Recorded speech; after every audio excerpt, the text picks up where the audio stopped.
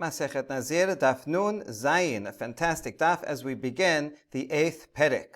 Shnei Nazirim, Shamar lehen echad, Ra'iti echad mikem shenitma, ve'eni yodeya eze mikem. We have a case of two people that are both Nazirim. Let's assume a standard 30 days, and they're a few days into their Nazirut. It doesn't really matter how much. Let's say 15 days into their Nazirut. And they're both walking somewhere, and a bystander comes and says, I know that one of you, I saw that one of you became tameh lamet.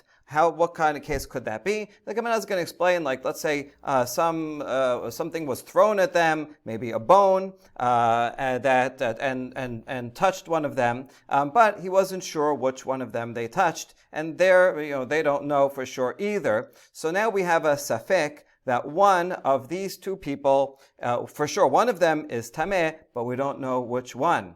All right, so now they have to suspect both that they might be tahor and that they might be tameh. So how are they going to conduct themselves? The answer is megalechin mevi'in korban tum'ah ve'korban tahora.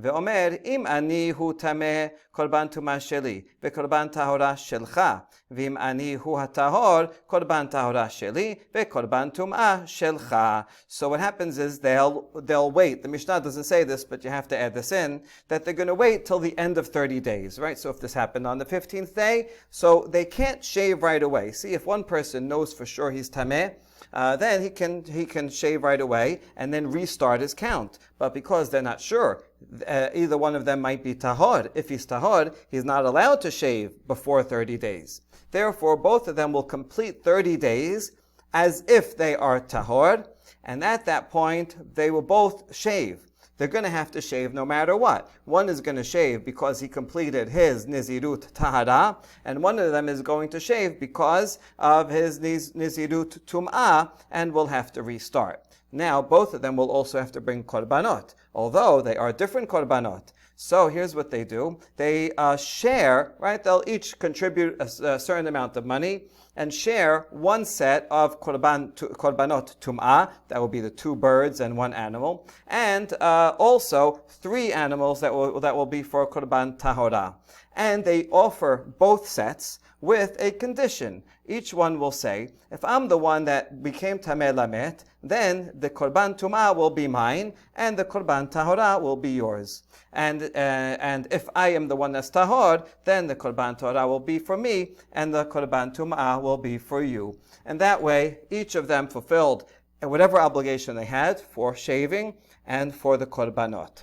Okay, at that point, one of them is finished, and one of them has to now restart.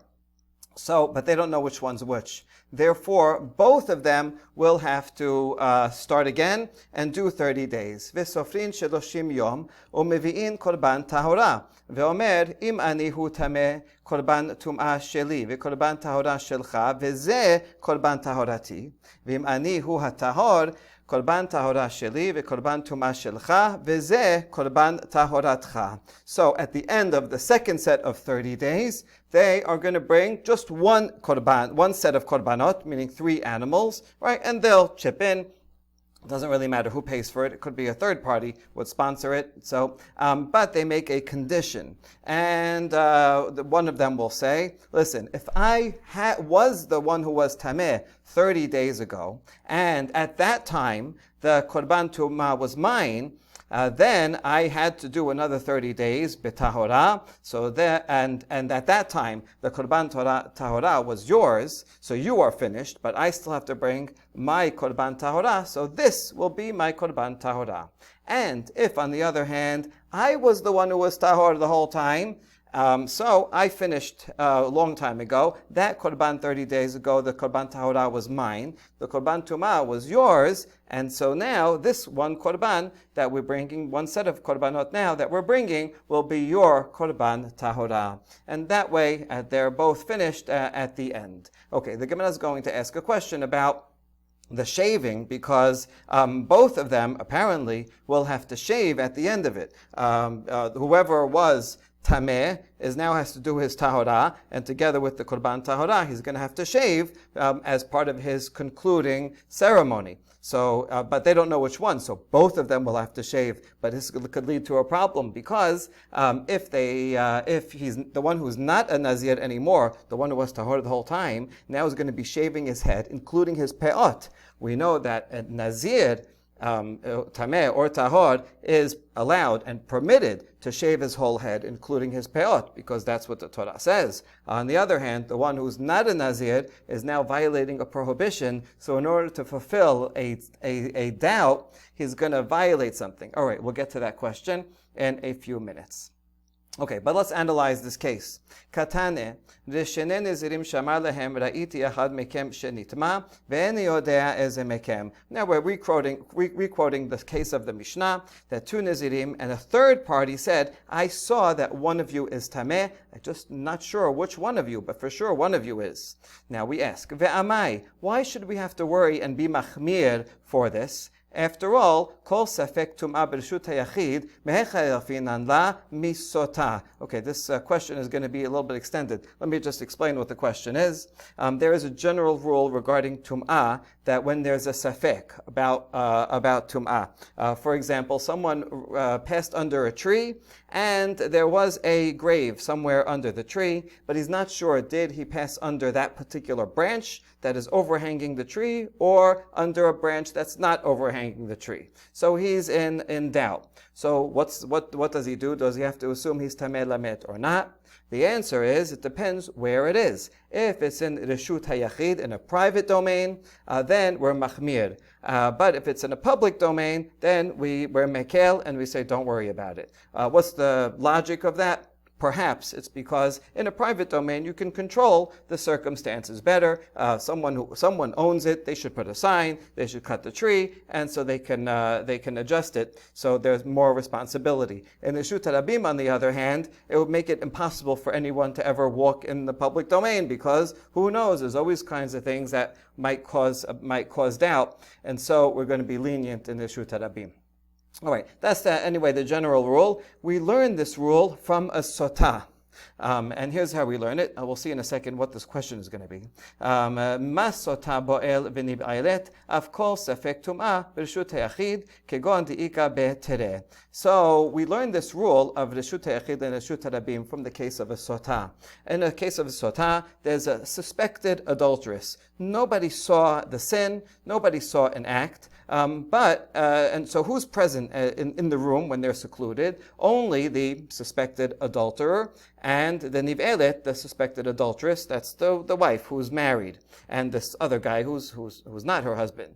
So there's only two people there, and when they are secluded, the husband comes and says, I am suspicious of them. So we assume, for the moment, until they do the sotah ritual, we assume that she's guilty.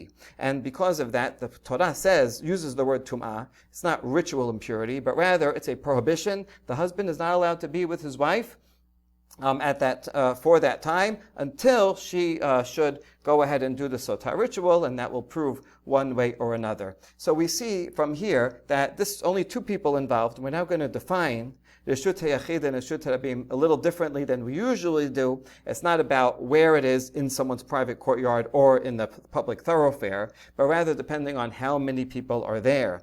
If there's only two people there, then that's called private. If there's three's a crowd, and that's called public. So we learn this rule that when regarding tum'ah in general, not only tum'ah sotah, but general tumat met, we learn that if there's only two people there, just like sotah, that's considered reshut hayachid because there's only two. But if there's three people, then that's reshut harabim, and therefore we should be lenient and say, don't worry about it, just go about your day. You can assume that it was no tum'ah there.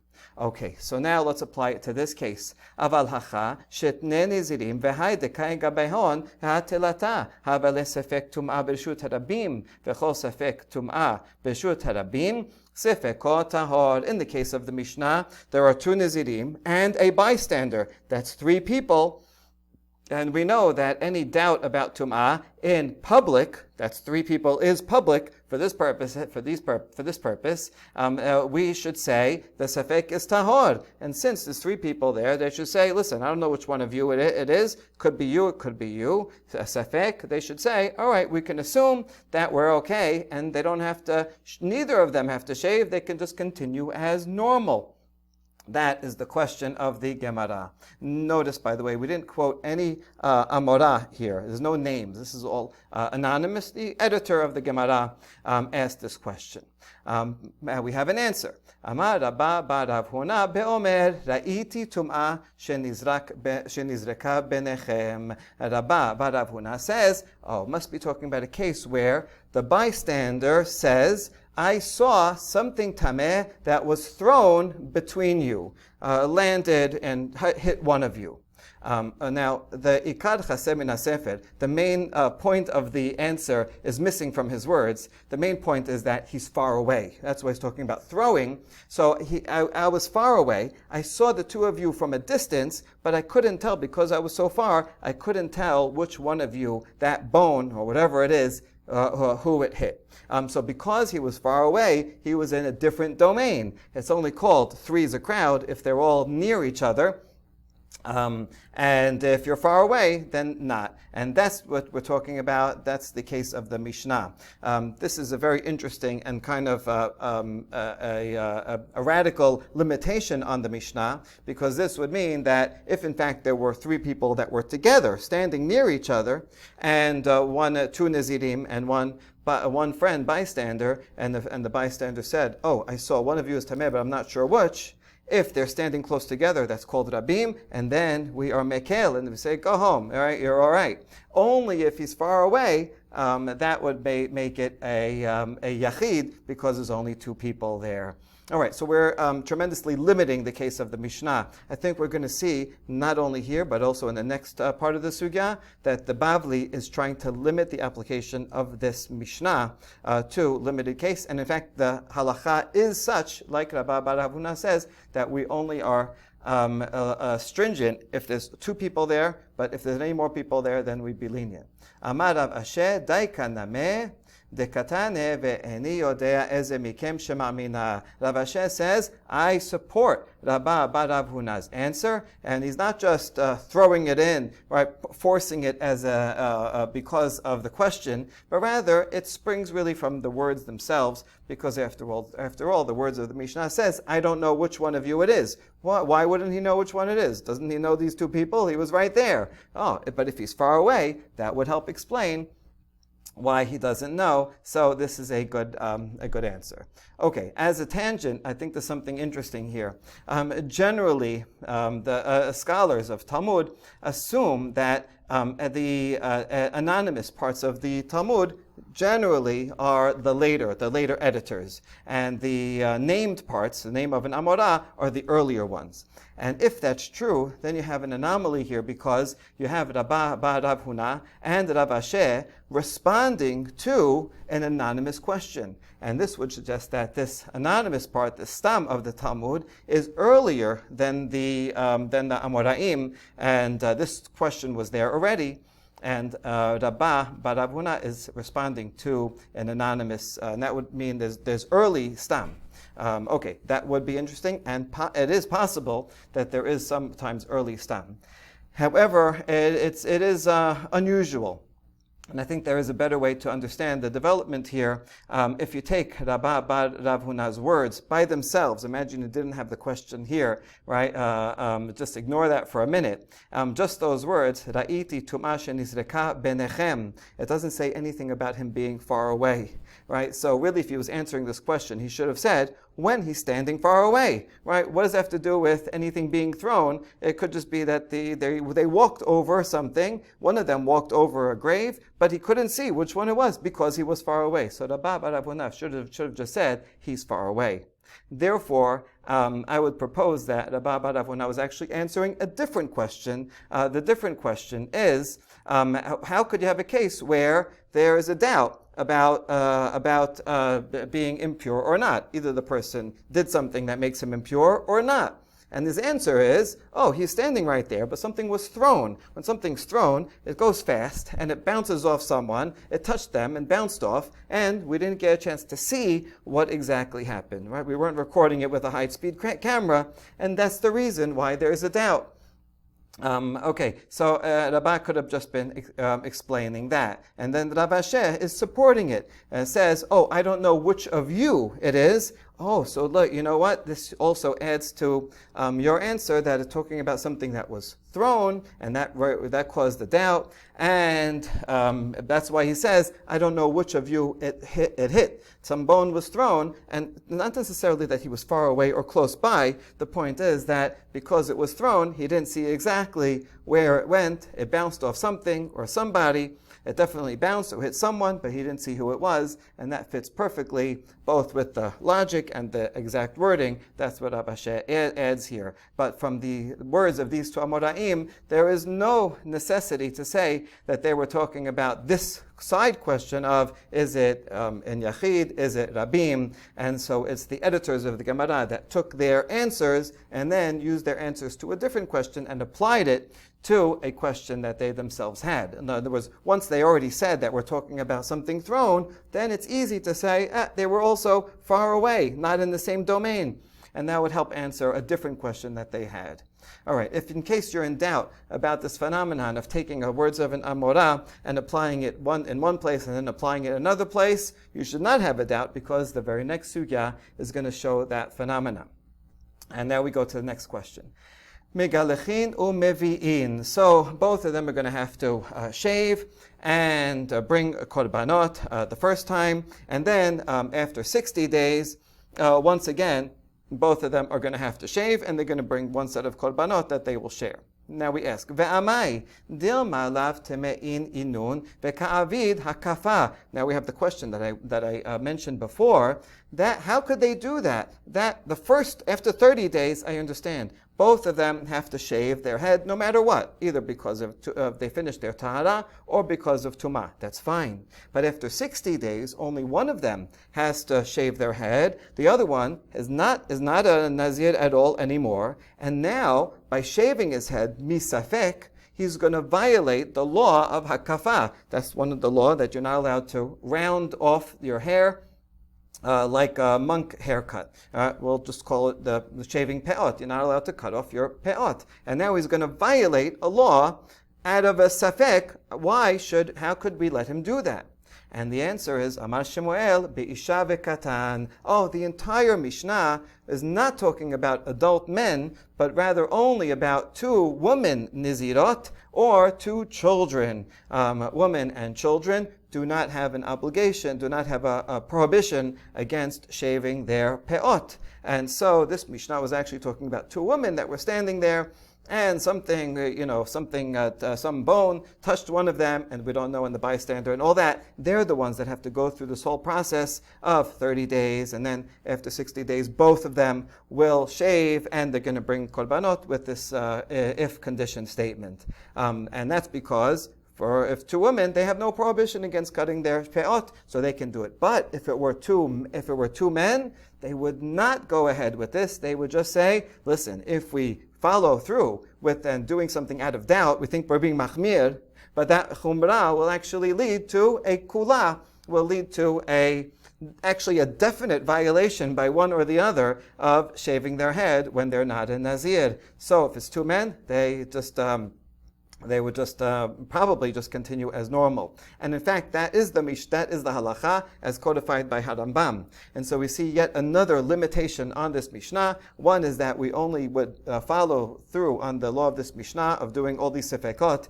if there are at least three, if there's only two people there, right? But if there's three or more people in close proximity, they would not do it. That would be rabim and be mekel. And also only if it's women or children that are involved in it, but if there's men, then they would not do it. Okay, now we ask one more question about this. Velukma begadol v'hakafat kol harosh lo shemeh hakafa. Hold on, why not say it is talking about two men that are there, and why don't we assume there's the machloket, and we're going to talk about this machloket extensively tomorrow, we already mentioned it in the past, whether this prohibition of making a rounded haircut, does that, for sure it applies if you make a rounded haircut. You only cut the sideburns and leave all the rest like a monk. That's the main prohibition. But what if someone shaves his entire head? So it's not a rounded haircut, he has no hair on his head. Does that violate cutting pe'ot? Does that violate rounding off his corners or not? Why don't we follow the opinion that says hakafat kol harosh is not hakafa, it's permitted? And if so, even if it's two men, that's fine. At the end of 60 days, both of them will shave, but they're shaving their entire head, and shaving your entire head has no prohibition. And then, that way we don't have to make this limitation that Shemuel said. That's a question on Shemuel. And the answer is, Mideh la mokim la hachi shemamina kasava Shemuel hakafat kol harosh shema hakafa. Okay, since Shemuel doesn't say that, we can conclude that Shemuel was not of that opinion. Shemuel was of the opinion that shaving your entire head is a violation of rounding out the corners of your head. And that's why he said that the Mishnah has to be talking about women or children. And so that's the conclusion. Okay, very good. So that concludes that discussion. But now, Mor Zutra matnela lehashema'ata dishmoel asefa. Mor Zutra says this statement of Shemuel, it's only a two-word statement. Be'isha v'katan. That's all he said, right? Obviously, Shemuel said something longer. Shemuel, I'm sure, gave a whole long shiur about this. But, they didn't record. The students did not record word for word every statement, the whole shiur. Instead, they would record the bottom line, right? And this was, given over to memorizers. Remember this important shiur, halacha lema'aseh. Shemuel said, be'isha v'katan. However, what happens over time is sometimes there's two different traditions about what case Shemuel was talking about. Was he talking about our Mishnah that we just said, or was he actually talking about the Sefa, means the next upcoming Mishnah that we're going to learn soon? And actually, we already know this Mishnah because we happened to learn it yesterday. Okay, so this is Shemuel said when he said Isha v'katan, his application was to the following Mishnah, which teaches Nazir shehaya tameh b'safek ומוחלט בספק, אוכל בקודשים לאחר 60 יום, ומגלח 4 תגלחות. והכעביד הקפה, אמר שמואל באישה וקטן. That Mishnah, if you remember the complicated case, a Nazir who was tameh met, but he's not sure. He might be tameh met, he might be okay.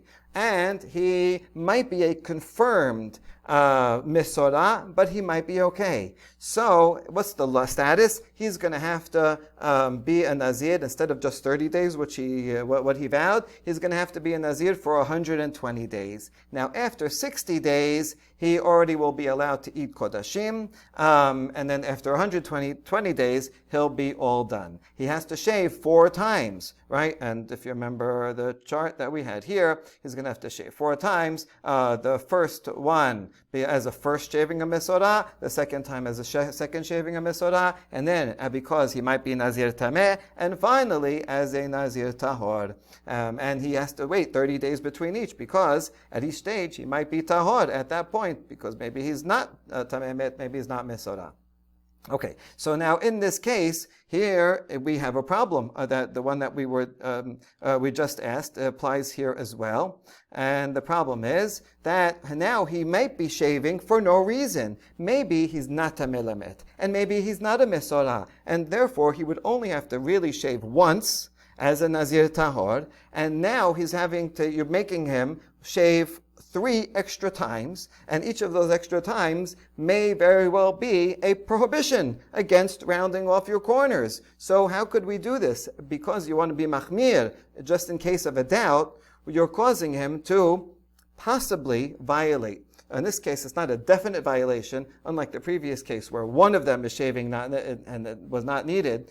Here, it is possible that he does need to shave all these things, all these times, but it's possible that he's not. So, instead of being machmir for the safek one way, maybe, right, it's a better chumrah to not make him shave. So how could we do all this? And here's where Shemuel said that next Mishnah, this whole thing that he's going to shave 4 times, only applies to a woman or a child who were Nazirim and they became Safek Tumat Met or Safek Mesorah. They have to do the whole four shavings, but if it was an adult male, he would not have to, because we couldn't make him out of safek shave and round off his corners.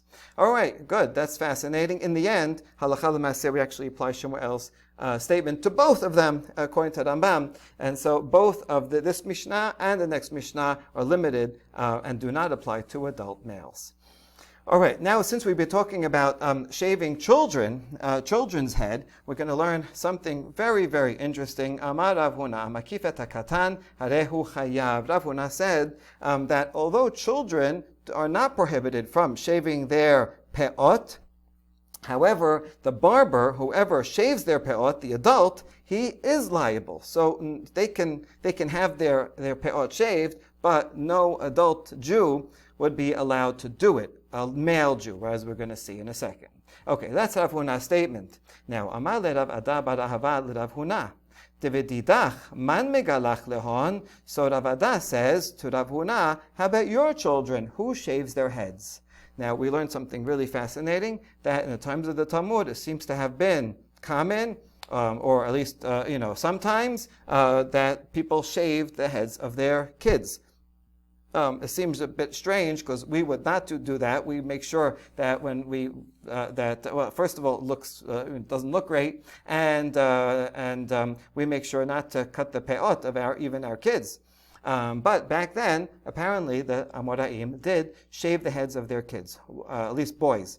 Why did they do that? My guess is because of lice, which was very common. We know lice was common. It's mentioned all over in the Talmud. We found lice combs in the Dead Sea caves, so maybe that's the reason. And since children are not liable for having their peot cut, so they would just shave their heads. Okay, so now, assuming that, which is that's true in the story, so Rav Ada asks, hold on, if an adult is not allowed to shave the head of a child, so who shaves your children? I imagine that they didn't always have professional barbers. Probably, the father would just go, or maybe a Jewish barber would go and shave their heads. So no one is allowed. Rav Huna said, you're not allowed to do that. So Amar le Chova. So Rav Huna said, my wife. His wife's name is Chova. So that's why and I think that she is allowed to do that. The idea of Rav Huna is, Rav Huna thinks,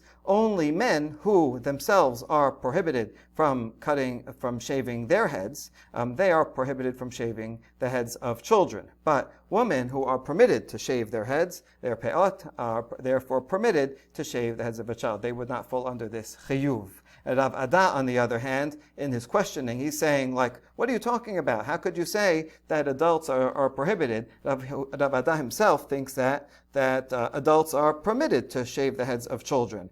Even a man, he just can't have, a man can have his own peot shaved, but he can do it to children. So Rav Ada was I have no problem for anyone. But according to you, Rav Huna, that you think that an adult cannot do it to a child, who shaves your kid's hair? And Rav Huna says, it's my wife. So Rav Ada's reaction is a bit harsh. And he says, Tikberinun chova lebaneha. The chova should bury her children. It's like a curse that, you're not being consistent. It's a funny curse because Rav Ada himself thinks it's permitted for a father or the mother to do it. But he's saying, Rav Huna, according to you, if you say that an adult shouldn't do it, then no one should do it, not the father and not the mother, and you're being inconsistent, and you're violating the law according to your interpretation of the law, and therefore you deserve to lose your children. All right, I said, very harsh. And sure enough, it came true. Kulahu shene derav Ada bar Ahava la aikayem le zar'a le Rav Huna. All the days that Rav Ada bar Ahava himself was alive, the children of Rav Huna did not survive. Apparently, Rav Ada himself, when he passed away, then they were able to have children who did continue and were healthy and remained alive. But the children that he already had before any children he had while Rav Ada was alive, sadly, did not make it. All right, that's the story, and so we'll put aside the harsh ending of it. and we'll analyze the two opinions. Mikedi talvayu sebira hakafat kol harosh shema hakafa. B'mai kamipalge. So it's apparent that both of these Amoraim assume that shaving an entire head, because that's what we're talking about. These Amoraim didn't give their kids rounded haircuts. They shave their entire heads, and they're talking about the prohibition, and they're assuming that they're assuming that there is a prohibition here. So, but both of them are assuming that shaving entire head is a prohibition for an adult male. That would be a prohibition of cutting peot. Okay, so since they already assume that, see, it would be easy to say, well, maybe he thinks that shaving your entire head is permitted, and that's why, he did it to his kids. But he didn't think that. Certainly Rav Huna does not think that, right? Because he said there's a chiyuv here. And Rav Ada is saying, yeah, according to you, there would be a chiyuv. So both of them are assuming that there is a prohibition involved in shaving an adult male's entire head.